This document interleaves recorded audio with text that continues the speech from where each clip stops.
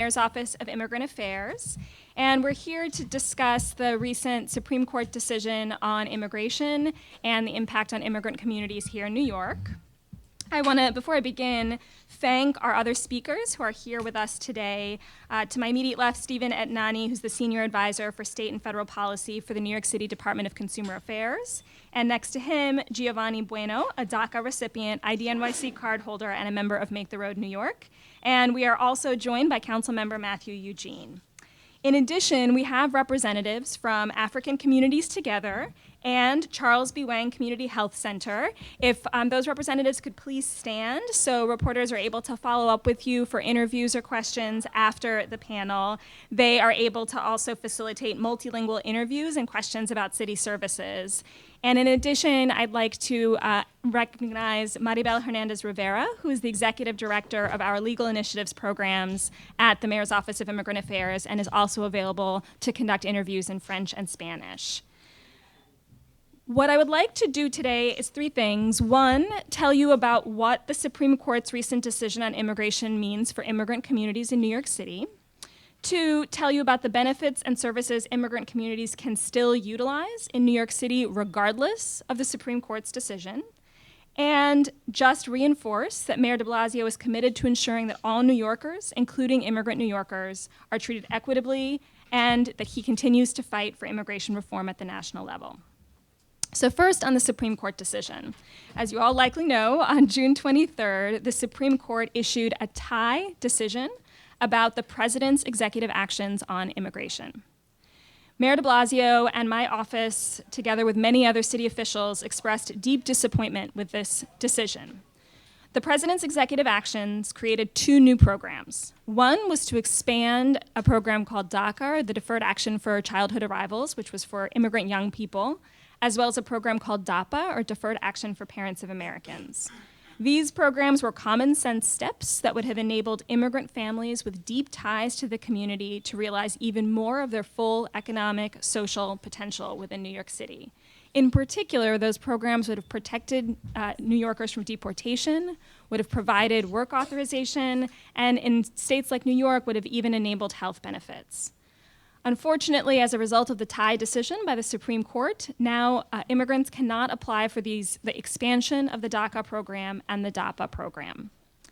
The Supreme Court's failure to rule on executive actions means that immigrant families and the city are deprived of the benefits associated with these programs that I mentioned. The litigation will now go back to the lower courts below the Supreme Court.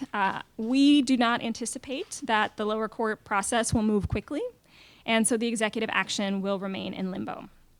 However, it is very important to note that there was a DACA program, a program for immigrants who arrived as young people, that was announced in 2012, and that program continues to move forward. Applications are still open. The Supreme Court decision does not affect that program. And the benefits that I mentioned, the protection from deportation, the work authorization, those are all available under this program for individuals who may be eligible. For those who are your readers and viewers, if you are not sure whether you qualify for this program, you can call 311, or you can go to our website, nyc.gov/deferred action for more information. And I believe you've all been provided with fact sheets with some of these details. Beyond the Supreme Court litigation, here in New York City, through the work of the Mayor's Office of Immigrant Affairs and our many partners in city government and in the community, we will continue to connect New Yorkers to the available resources they need for their families and communities to thrive. This is a priority. First, our role is to make sure that immigrant New Yorkers have access to safe and secure information. And reaching out through events like this is one important way in which we want to partner with community ethnic media to make sure that accurate information is shared with the community. In addition, my office, MOIA, is holding a series of information sessions at community centers across the 5 boroughs. The language focus for now includes Bangla, Chinese, French, Korean, Hindi, Punjabi, Urdu, and Spanish. We also want to prevent fraud and connect New Yorkers to good, safe legal services. Immigrants cannot apply again for the expanded DACA and DAPA programs, so do not trust anybody who tells you you can. There are some, unfortunately, unscrupulous people who may still be saying that in the community. Also, immigrants should remember that notarios are not lawyers. To get reliable immigration help, you need either a licensed attorney or a nonprofit professional who's accredited. And Stephen from DCA will talk more about this. But for individuals who are affected by fraud, you can look up whether a nonprofit is accredited by visiting the website of the Executive Office of Immigration Review. You can go to the New York State Court's website to find out if the attorney that you're visiting is actually licensed in New York State. And if you think you have been a victim of fraud, you can call the New York State Office of New Americans hotline, and help is available in more than 200 languages. And again, we have fact sheets that provide this information in detail. In addition, Mayor de Blasio recently launched Action NYC, a program to make more free immigration legal help available, in addition to the services offered by many fantastic nonprofits across the city. And we have some posters up for that program. Again, you can call 311 or go to our website for more information about that program. And then finally, I want to emphasize all immigrants in New York City, regardless of immigration status, have access to health care services, including emergency services, primary care, and specialty care. They have access to education and after-school programs. They have access to child care services, programs like ACS's Early Learn, emergency food assistance, and shelter. All of this you can find more information about on 311 or visiting our website. And none of this is affected by the Supreme Court's decision, and immigrant families should not be in fear to access these services. Finally, as you all likely know, the mayor created the program ID NYC, which is a municipal ID program available for all New Yorkers, available regardless of immigration status. This is a program that is still very much open for applications, and again, you can call 311 or visit our website. And finally, I will just close by saying that we take pride in the fact that New York City is a model for how diversity and inclusion work. And Mayor de Blasio will continue to fight at the national level for federal immigration reform. And in the meantime, we will continue to do all we can to make New York City a place that is welcoming, safe, and inclusive of immigrant families. And now with that, it's my pleasure to introduce Councilmember Matthew Eugene, who will say a few words. Please, Councilmember, thank you. Thank you very much. Can I use this one? Thank you.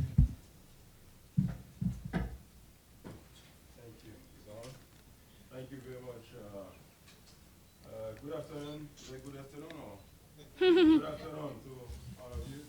My name is Matthew Eugene, and I represent District 40. I'm the New York City Council member representing District 40 in Brooklyn.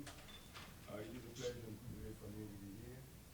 And first and foremost, let me take the opportunity to thank the mayor office and also our commissioner and all the members of the panel and all of you here today, because this is such a very important.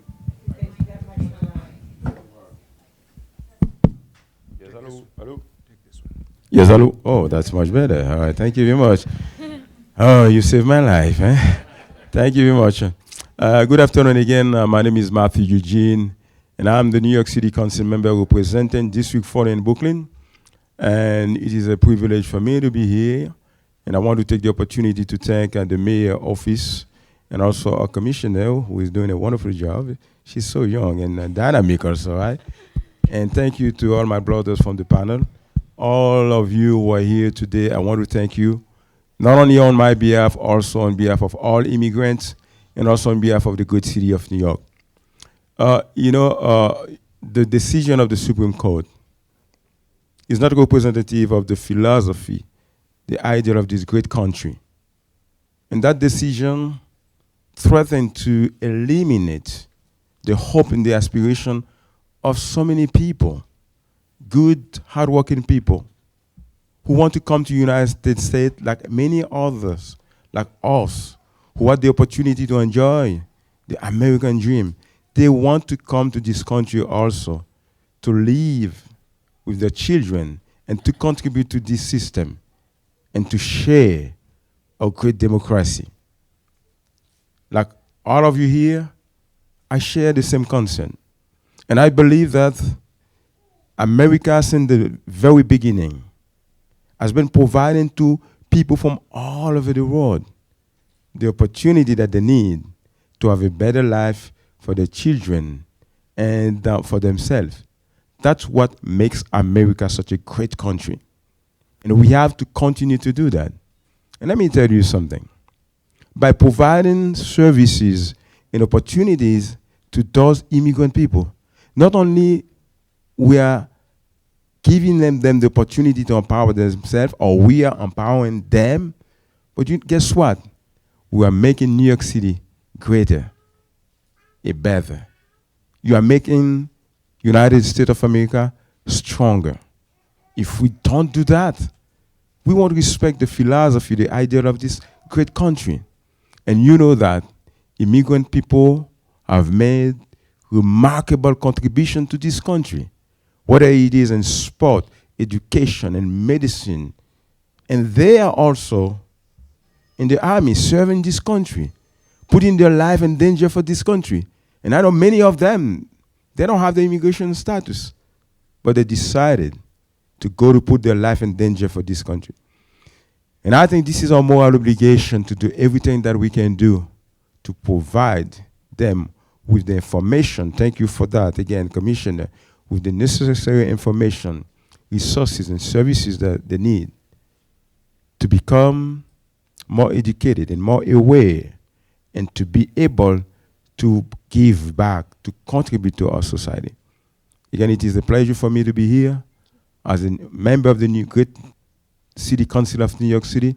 I will continue to team up and to work with my colleagues.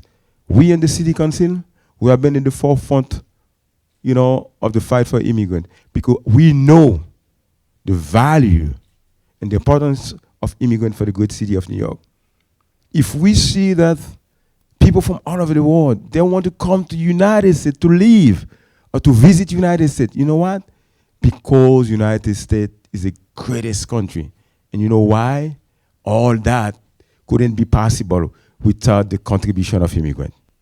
And I want to conclude to thank all of you and to urge you to stay together, to work together in order for those who come today, they can enjoy the same opportunities that we are enjoying right now. With your permission, I'm going to say some few words in French because I see some reporters from French media. Je suis ici, mon nom c'est Mathieu Eugène, je suis un représentant de la cité de New York. Je suis ici parce qu'il est très important.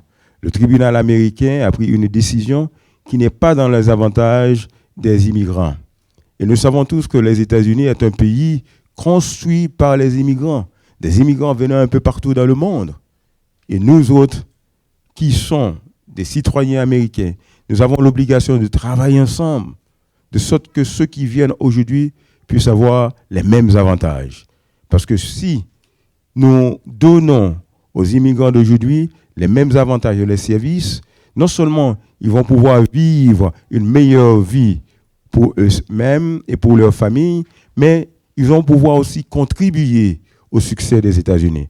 À tous mes amis, mes frères et sœurs de la francophonie, qui parlent le français, je tiens à vous dire que moi, comme représentant de la cité de New York, je vais continuer à lutter pour que les immigrants puissent recevoir non seulement les services et les bénéfices de ce grand pays, les États-Unis. Merci beaucoup. Thank you very much. God bless you. Thank you so much, Council Member. And now I would like to turn the microphone over to Stephen Netnani from the New York City Department of Consumer Affairs, who will speak on fraud prevention. Thank you so much, Commissioner. And I do want to say, I know right here. Can you guys hear me? Thanks. So thank you, Commissioner. I know our agencies work together so much on so many initiatives, including IDNYC and, of course, this issue here in terms of immigration service providers and potential fraud that may come from that. And it's really a testament to your work and the work of your staff. So thank you so much for continuing that relationship, and looking forward to continue to work there. I also want to extend my thanks to the co-directors of CUNY Center for Community and Ethnic Media for hosting us, the other participants here today, and of course the attendees who have joined us here. I'm Steve Etanani. I'm a senior advisor at the Department of Consumer Affairs for New York City, and I'm here on behalf of our commissioner, Lorelei Salas. What I would like to speak about is our agency's role in preventing immigration service provider, or ISP, as we call it, fraud. Specifically, what I want to do today is explain what ISPs are, go over the city's relevant law, outline what consumer protections apply, and lastly, demonstrate where DCA can use the help of advocates as well as the media in identifying instances of fraud and helping our enforcement. So what are ISPs? What constitutes illegal and legal ISP business conduct? Put simply, ISPs are people or businesses without legal training who charge fees for immigration-related services. And I do want to emphasize without legal training. ISPs cannot advise customers on filling out immigration forms, advise customers on chances of getting particular statuses, advise customers on how to resolve an immigration matter in any way, suggest, again, in any way that they are familiar with, have expertise or relationships with those that enforce and make judgments on immigration status. Finally, they cannot help customers prepare for immigration interviews. ISPs should only be used to help customers get supporting documents, type or translate information that the customer chooses, arrange for photographs or medical tests, give customers free referrals to attorneys, or notarize documents if they are a licensed notary. The city's law has explicit consumer protections to those who use ISPs. All of the items that I listed in terms of what ISPs can and cannot do are codified in city law. And we, DCA, the Department of Consumer Affairs, issues tips to consumers itemizing what ISPs are qualified to do and what not to do, how to protect oneself, and how to provide, and we also provide contact information for New York Immigration Hotline, the New York City Bar Association, USCIS, who themselves can provide immigration advice, attorney referrals, and also supply immigration forms respectively.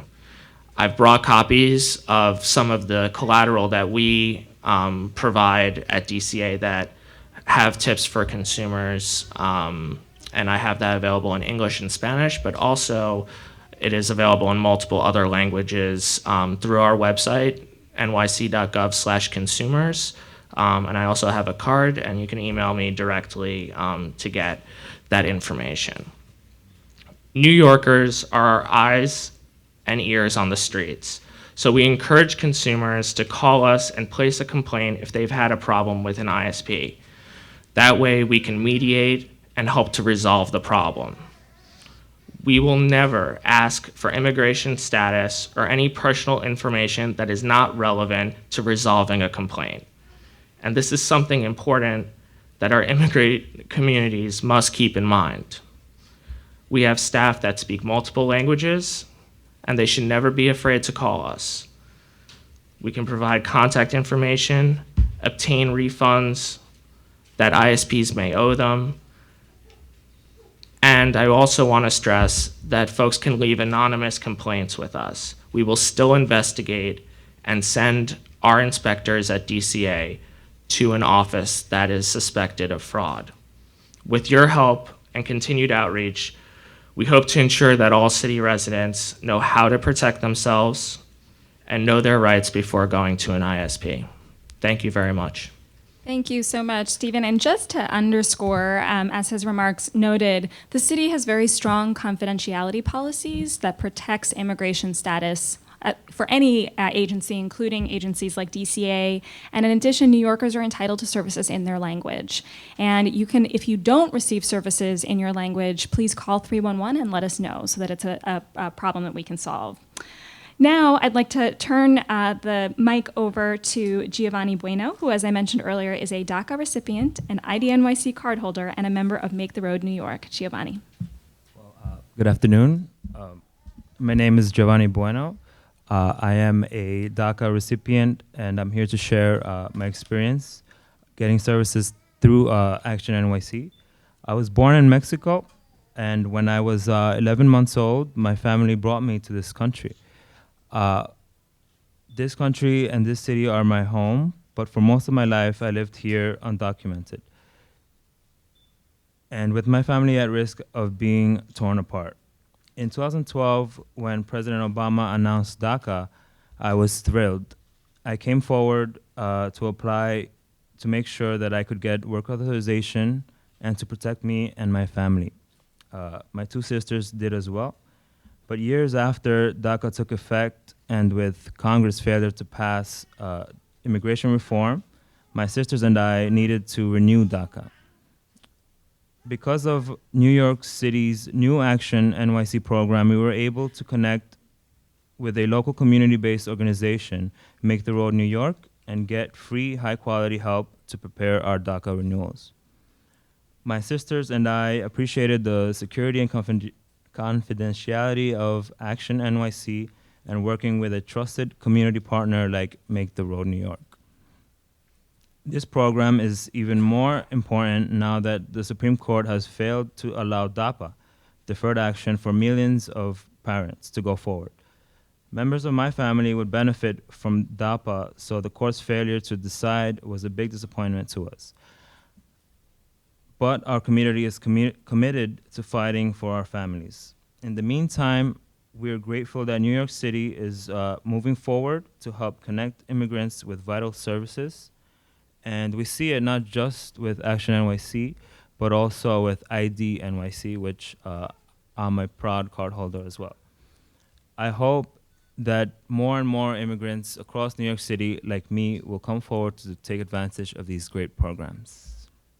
Great. Yes. Thank you so much. And now we'll open it up for questions from you all.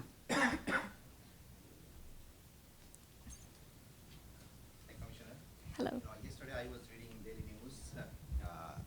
They printed an op-ed, and it is written by the Chancellor of the Board of Regents, Merrill Tisch. And this is a heading of the op-ed is Feds Failed. So New York State needs a DREAM Act. Can you just tell me something about that?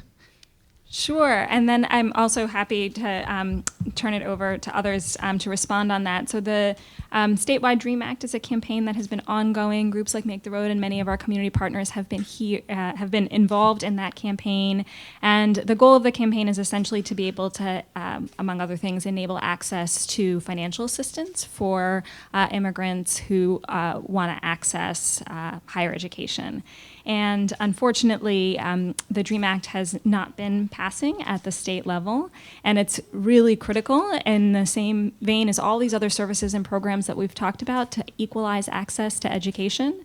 Mayor de Blasio has been a supporter of the DREAM Act, and we certainly hope it will continue to move forward. In the meantime, in New York City, we're so lucky to have institutions like CUNY, which has been a huge supporter of undocumented students in particular, many thousands of undocumented students who've been able to take advantage of programs, a privately funded scholarship like Dream.us, et cetera. So again, in New York, we're trying to do all that we can, and we're hoping that at the state level, we'll see some movement on the DREAM Act as well.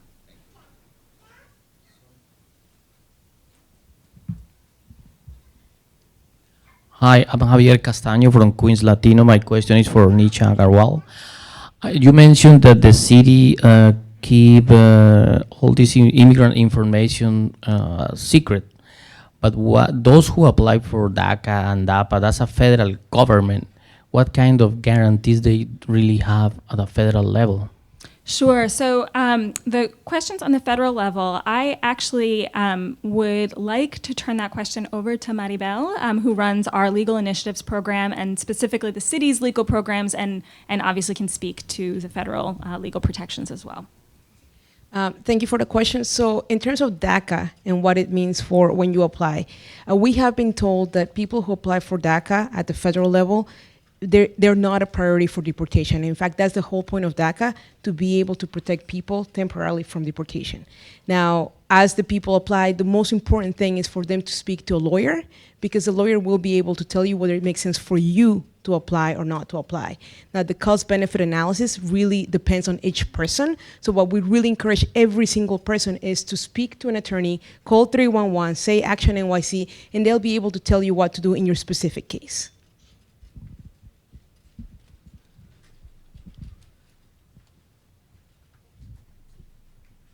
Hi, I have a question for Nisha Agrawal. Has the Supreme Court decision impacted the NYC program in any way, immigration program? And if not, then what measures are you taking so that there's a continuous stream of people coming in and applying? Considering the rhetoric and the Supreme Court decision, how do you see? Yeah, going so forward? it's a great question. In New York City, our services that we provide are not affected by the Supreme Court's decision. We will continue programs like Action NYC to enable access to legal services. The ID NYC program will continue. Access to education, health services, all of that that New York City has been providing, we will continue to provide. But here's how New York has been affected by the Supreme Court's decision. We anticipated that up to 220,000 New Yorkers could have been eligible for the expanded DACA and DAPA. And now those individuals are not going to be able to access the benefits of work authorization, the protection from deportation, et cetera. And that's a huge loss to us as a city and as a community in terms of the economic, but also just the social benefits that would have come from these programs. And so I think that's the way in which New Yorkers and New York City has been really deeply affected, and we're going to continue to fight for changes at the federal level and continue to make sure that our programs and services don't just stay the same, but can continue to expand and grow to protect immigrant families.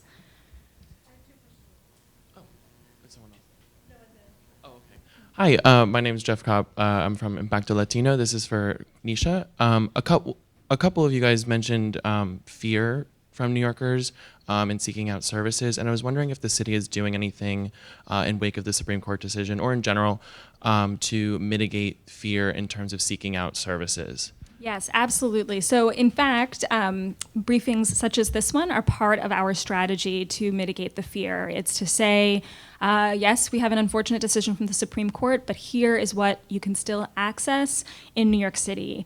In addition, we have community workshops that we've scheduled across the 5 boroughs in multiple languages. We're very happy to share that schedule with you. We're going to continue to provide those workshops for New Yorkers so they can understand what happened and what it means for them.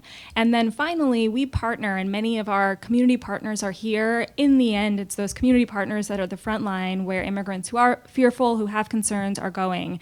And so we very much want to continue that partnership to ensure that immigrant families know that there are resources available to them at the community level. And then finally, we want to protect against fraud. And these moments of fear are also unfortunately moments when unscrupulous characters will try to take advantage of New Yorkers. So the information that was shared from the Department of Consumer Affairs about fraud prevention and action are very important here as well. Yeah, and just to speak from the consumer protection standpoint, our staff are aware of obviously the Supreme Court decision and are cognizant that there may be an uptick in consumer complaints that come into our consumer services division that fields, for example, like 311 calls related to ISP fraud and things like that. So we're closely monitoring that, and of course, as needed, we'll dispatch inspectors to see if there is actually unscrupulous activity going on at certain locations. My name is Vandal Park. I'm from the Caribbean American Weekly. And my question is directed to the Commissioner. I know that these initiatives that you have mentioned here today have been in place for a while.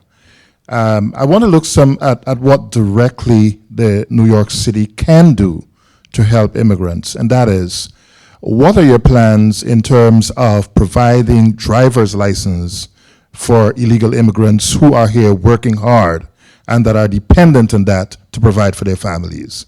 It's a great question. So unfortunately, New York City doesn't have the ability to provide driver's licenses. That's actually a state function. That said, Mayor de Blasio has from the beginning supported a state-level driver's license for all. And in addition, we have created the IDNYC program to provide identification to all New Yorkers, regardless of immigration status. Now, is it a driver's license? No, but it provides a lot of functionality, the ability to access city services, ability to interact with law enforcement safely and comfortably, and a range of different benefits that you actually don't get with your driver's license. And so we're very much encouraging New Yorkers to sign up for that program, and we'll continue to advocate for a state-level driver's license.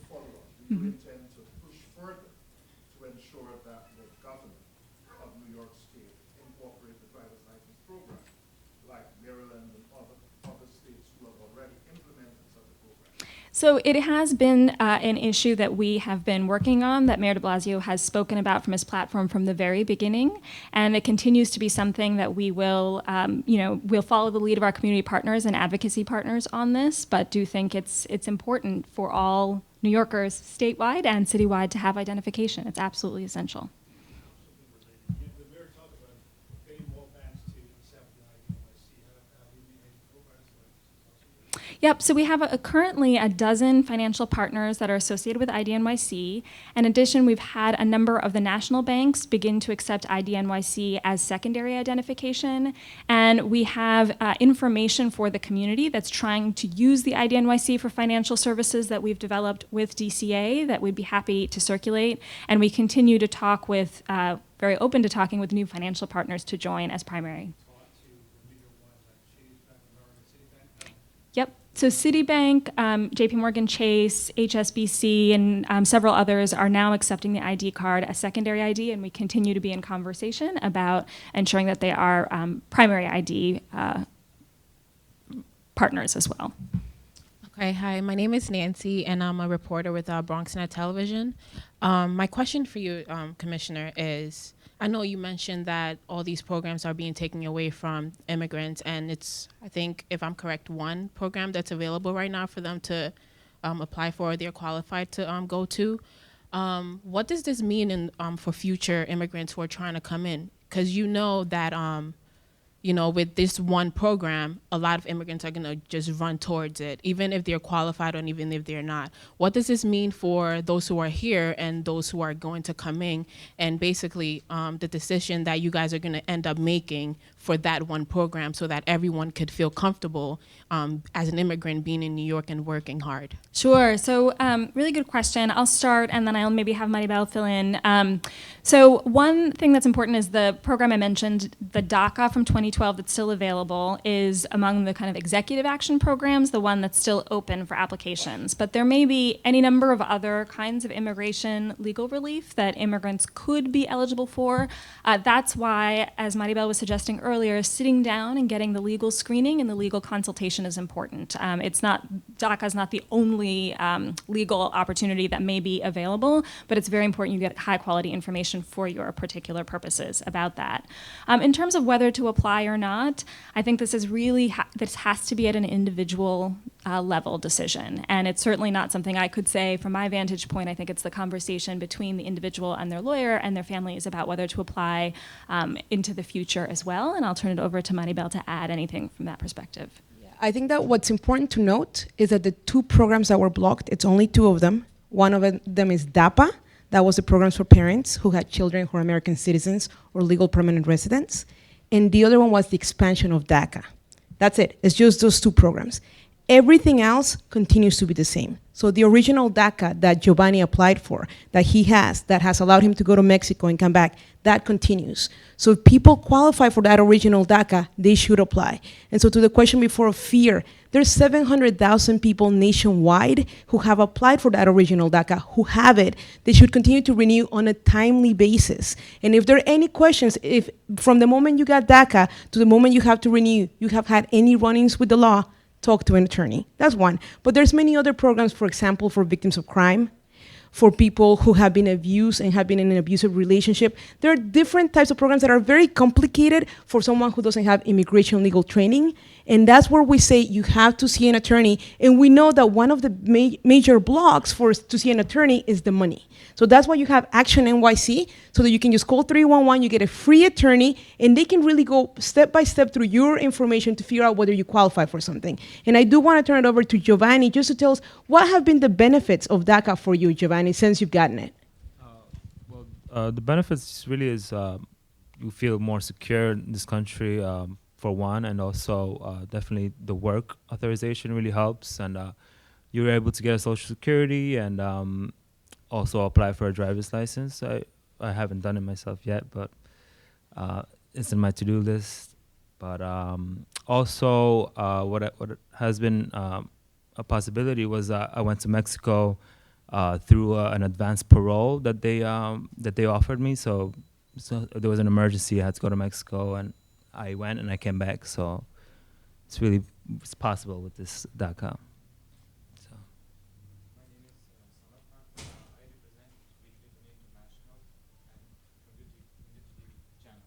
So my question is, Mr. Steven, how far the Supreme Court ruling affect the immigrants? How far the Supreme Court ruling affects the immigrants? What affected? I mean, how far the Supreme Court ruling affect the immigrants? Sure. So for us at DCA,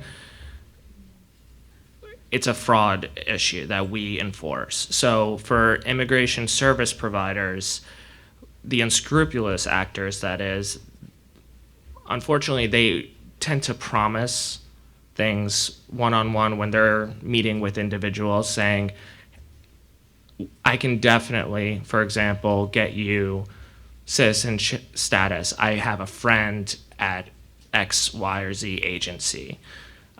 Whenever there's a Supreme Court ruling or any kind of flux in terms of whether a law will stand or be expanded, or if Congress is considering something, that offers an opportunity to take advantage of folks that are not monitoring these situations closely. That's why DCA happily partners with MOIA and community advocates to get the word out and get accurate information out into the community so that we can effectively prevent instances of fraud and educate potential customers of ISBs that are looking for services that are legal under the city law to do so safely and confidently. So from DCA's perspective, unfortunately, when there is movement in immigration, whether it's positive, negative, or even neutral, it may offer an opportunity for folks, for constituents, city residents, to be taken advantage of. And that's why I said our staff are constantly being briefed about what's going on so that they're able to not only notify relevant staff internally, but also externally about upticks in instances of fraud across the city. And I think the commissioner can speak at the high level too to the same question. Right. So as we mentioned, we anticipated that 220,000 people in New York City alone could have been affected. And so some of the benefits that Giovanni mentioned, the work authorization, that sense of security from not being deported, all of those, unfortunately, will now be available for individuals who could have been eligible for the expanded DACA or DAPA. And that's a profound loss and disappointment, but we will continue to push for reform at the national level to the extent that we can. Thanks. So just one moment. I know that some reporters have a couple of like second, third, fourth questions, which we will completely answer today, but I am going to give the opportunity to reporters who have not had a chance to ask questions first, and then we can meet separately if you have several questions, and we'll go from there. Thank you, everyone. Good afternoon, everyone. Issa Juf Campbell from AfricanSpot.com. You launched Action NYC a few months back. I want to know how effective it has been, how many people have been served by Action NYC, and what is the timeline? If I call, for instance, 311 today, how long will it take for me to see a lawyer? Sure. So I'll just start by saying that I think we have already served or reached over 18,000 New Yorkers from the program in a short period of time, and I will have Maribel answer all of the details about Action NYC. Perfect. So one of the things that makes me really proud to be here is that Giovanni, as he mentioned, he's a product of Action NYC. He went to Make the Road one of our partners and got the services there. In terms of the numbers the commissioner has given them in terms of how long it's taking, right now we have available appointments for the end of July, for August, so it's not a long timeline. So that's why right now, anybody who has a legal question, just call. We're available. And we continue to think about, expansion and what it means, and it's all going to depend on demand, but it's been very successful. We have seen a lot of people who have been able to help people get the status that they need. And for those people who don't have status, it's also important for them to go see an immigration attorney, because even if at the end of the consultation, they are found to not have any possibilities, at least now they know. And they know it from somebody who's trusted. They know it from somebody who can tell them why not, and then why it might make sense to not even apply for anything. And the last thing I'll add to that is Action NYC is not the only immigration legal services program at the community level. There are really fantastic legal services providers and other community partners that if you call 311, you can also be connected to. So it's very important that folks know those resources are out there. There's lots of good free services available.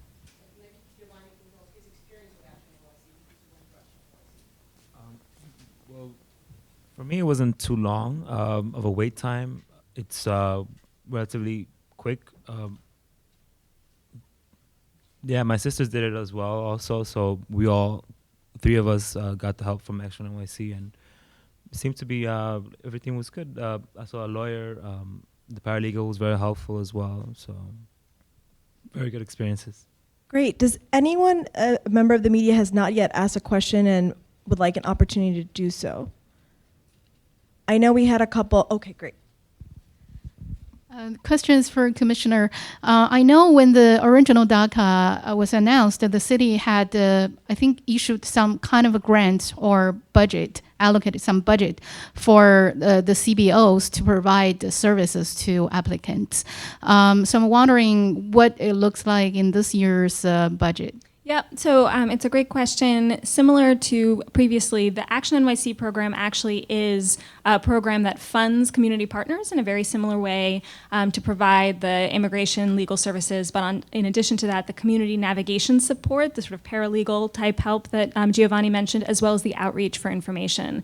So it's a similar sort of program. The overall budget for the program is around $8 million. That includes grants to community partners. It includes new technologies to connect community partners, and it includes a lot of the information that we're able to put out there, among other things.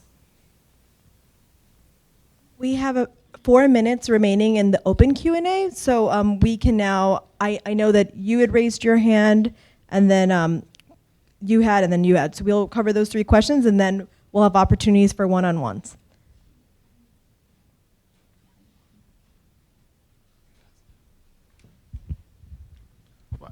Actually, I didn't really want to ask a question. I was just calling you to indicate an oversight to an answer.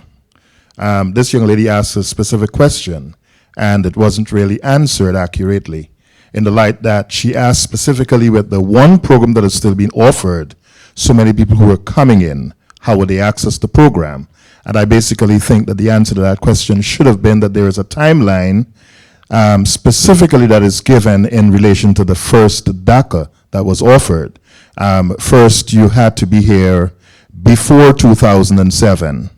And secondly, you had to be within the age of maybe 16 to 35. And I think that's the question that she was specifically looking to get answered. Got it. So I think, Nisha, if you want to talk about like the parameters for DACA eligibility, that would be really helpful. And I think also one way to respond to this is also talk about how at the courts, the services that we do have for immigrants who are newly arrived in the U.S.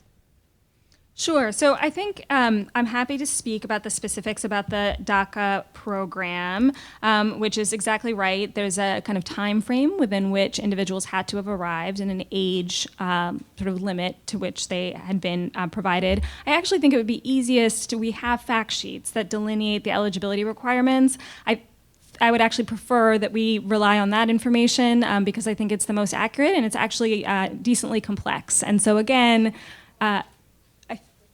I think that's the one. Yeah, that would be most helpful. And then, as we mentioned, rather than sort of relying on what we say in this kind of a press briefing, individuals should make a legal screening to find out if they're eligible. There's much more complexity in that as people are thinking about whether they can apply and whether they're eligible. Do we have any remaining questions?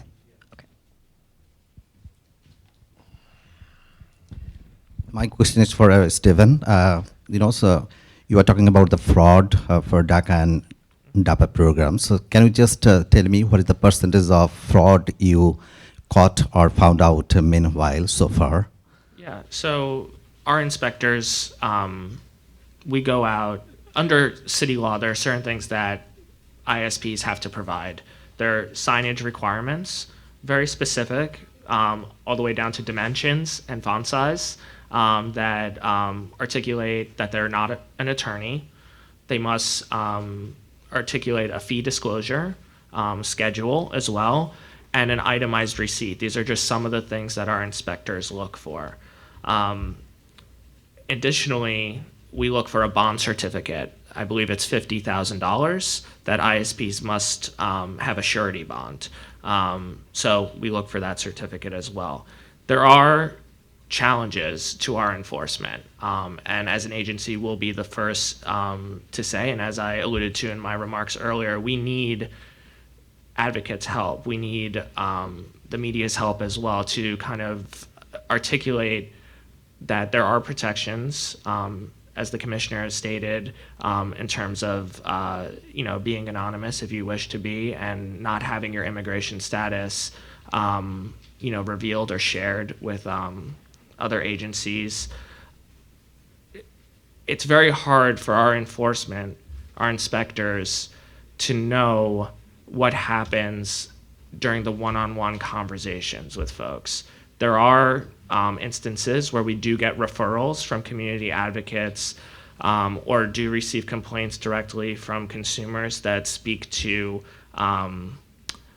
matters, for example, if they were promised something that we know is illegal and we can act on that.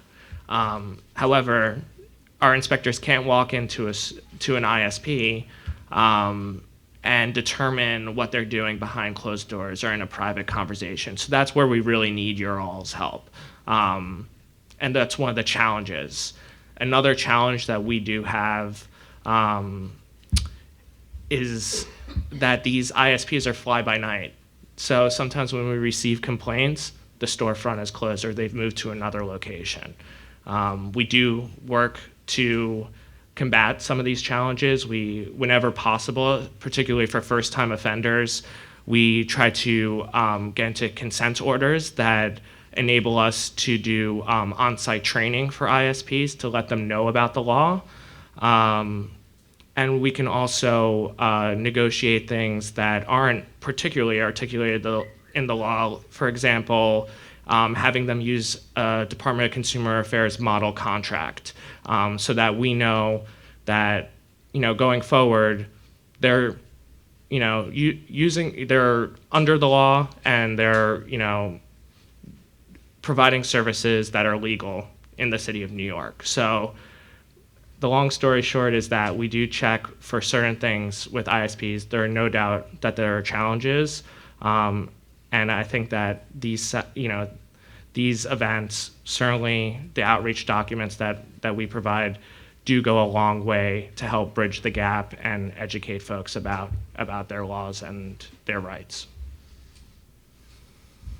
Okay, one more question and then we'll have time for one-on-ones. And also I encourage everyone to, at MOIA's website, nyc.gov/immigrants, there's a contact tab.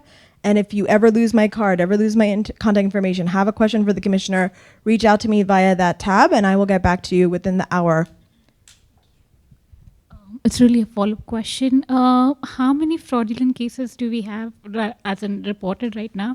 And has it gone up considering after the Supreme Court decision?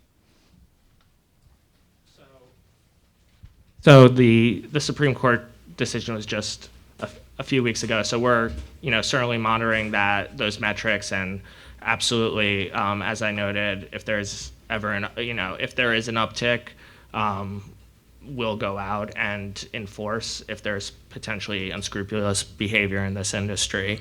In terms of enforcement numbers, like I said, there are a lot of challenges that we face in really getting to every instance of fraud. It's folks are naturally fearful of going to a government agency and issuing a complaint despite the protections that the city offers.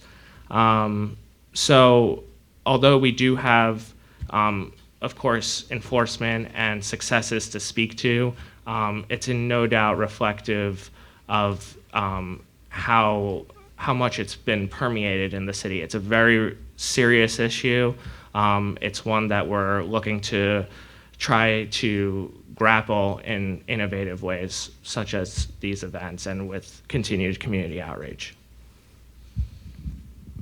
Great, and I just want to again recognize our partners, African Communities Together, the Charles B. Wong Center, Giovanni. All of us are here for individual interviews in multiple languages if that is something that you're interested in. So please, thank you very much for joining us today.